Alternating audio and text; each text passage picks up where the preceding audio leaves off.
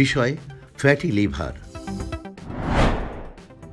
Fatty liver বলতে আমরা কি বুঝি? ফ্যাটি লিভার হচ্ছে লিভারে চর্বি জমা হওয়া। সাধারণভাবে আমাদের প্রত্যেক সুস্থ মানুষের কিন্তু শরীরের লিভারে কিছুটা চর্বি প্রয়োজন হয় এবং কিছুটা চর্বি থাকে। এই চর্বিটুকু লিভারের নিজস্ব কাজ এবং শরীরের অন্যান্য যে কাজগুলো সম্পাদন করার জন্য এইটুকু চর্বি প্রয়োজন। এইটুকু চর্বি আমাদের সবারই থাকে, কিন্তু কোনো কারণে যদি আমাদের লিভারে যে ওজন, সেই ওজনের শতকরা 5 ভাগের বেশি ওজন চর্বি যদি লিভারে থাকে, তখন সেটা রোগ এবং তখন এটাকে আমরা বলি ফ্যাটি লিভার। কাজে ফ্যাটি লিভার মানে হচ্ছে লিভারে অতিরিক্ত চর্বি জমা হওয়া। সারা বিশ্বে প্রায় 25% মানুষ, অর্থাৎ প্রতি 4 জনে 1 জন। এবং আরও ভয়াবহ হচ্ছে আমাদের দেশে যে সমস্ত গবেষণাগুলো রয়েছে সেখানে দেখা গেছে প্রায় 31%, অর্থাৎ প্রায় 3 জনের মধ্যে প্রতি 3 জনের 1 জনই এই ফ্যাটি লিভারে আক্রান্ত।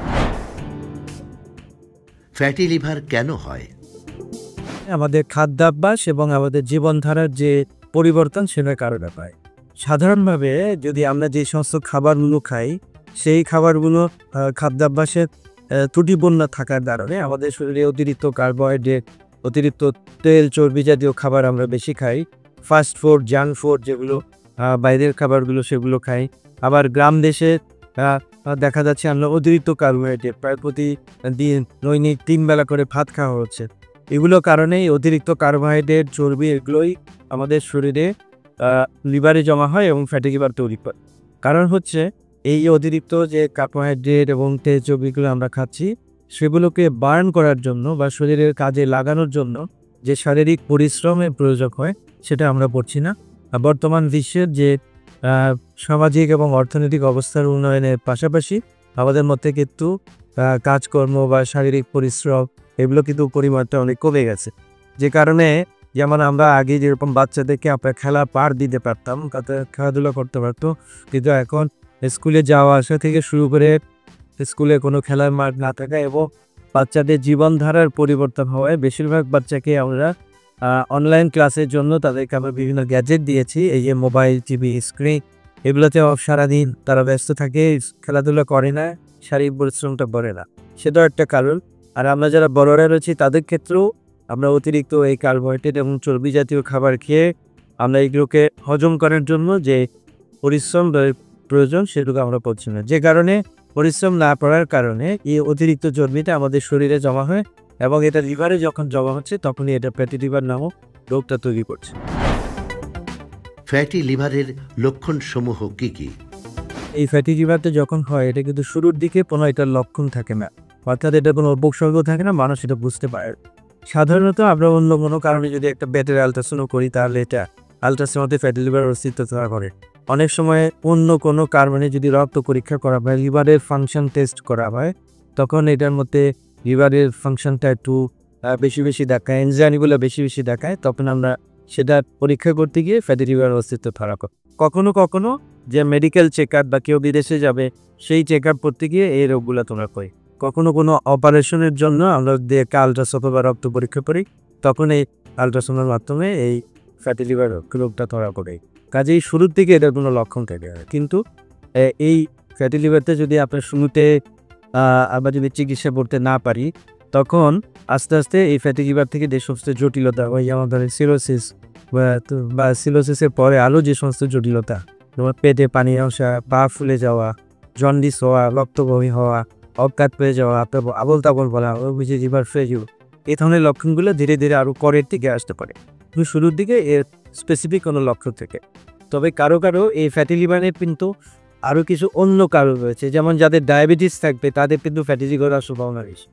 তারপরে যাদের প্রেশার থাকবে, যাদের অতিরিক্ত ওজন বা স্থূলতা, তারপরে হরমোনের বিভিন্ন সমস্যা, যেমন আমরা বলি থাইরয়েড হরমোনের স্বল্পতা, এছাড়া মহিলাদের কিছু হরমোনজনিত কারণ, আমরা বলি পলিসিস্টিক ওভারিয়ান সিনড্রোম, এই সমস্ত রোগ যদি পাশাপাশি থাকে, তাহলে সেই সমস্ত রোগের কারণেও কিন্তু ফ্যাটি লিভার হতে পারে। তখন সেই রোগগুলোর পরীক্ষা নিরীক্ষা করতে গিয়ে আবার ফ্যাটি লিভারের অস্তিত্ব খাওয়া। কাজেই এগুলো হচ্ছে মোটামুটি ফ্যাটি লিভারের লক্ষণ। ফ্যাটি লিভারের চিকিৎসা পদ্ধতি কি? এই ফ্যাটি লিভারের কিন্তু এখন পর্যন্ত কোনো সুনির্দিষ্ট বা সুস্পষ্ট কোনো চিকিৎসা পায়নি। এটাকে চিকিৎসা করার জন্য আমাদের জীবনধারার পরিবর্তন করতে হবে।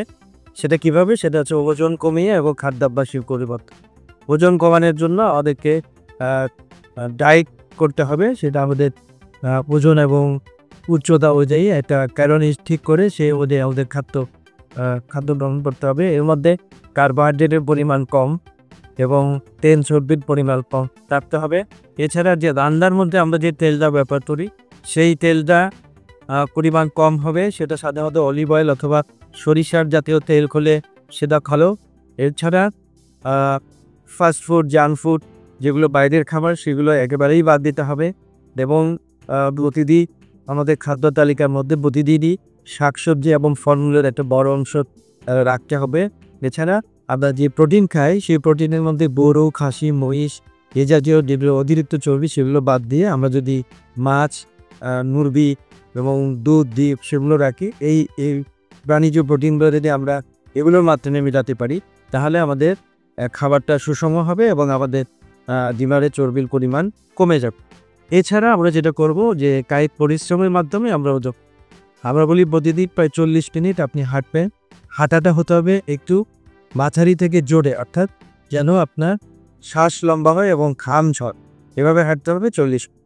এছাড়া আপনি সাঁতার কাটতে পারেন, সাইকেল চালাতে পারেন, আপনি ব্যায়াম করতে পারেন, জিম করতে পারেন, যেভাবেই হোক আপনাকে ঘাম ঝরাতে হবে প্রতিদিন 40।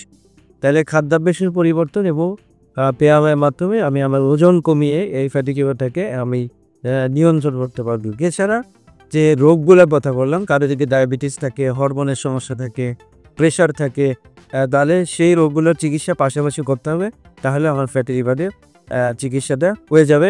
তবে আমরা আশার কথা হলো যে সর্বশেষ যে বৈজ্ঞানিকভাবে স্বীকৃত যে ওষুধটা, যেটা আমাদের দেশে এতদিন পাওয়া যেত না, বিদেশে ছিল, সেটা খুব শীঘ্রই আমাদের বাংলাদেশের বাজারেও আসবে এবং তখন হয়তো আমাদের এই খাদ্যাভ্যাস এবং ব্যায়ামের পাশাপাশি সেই ওষুধটা দিলে আমাদের ফ্যাটি লিভার থেকে আমরা মুক্তি পাবো।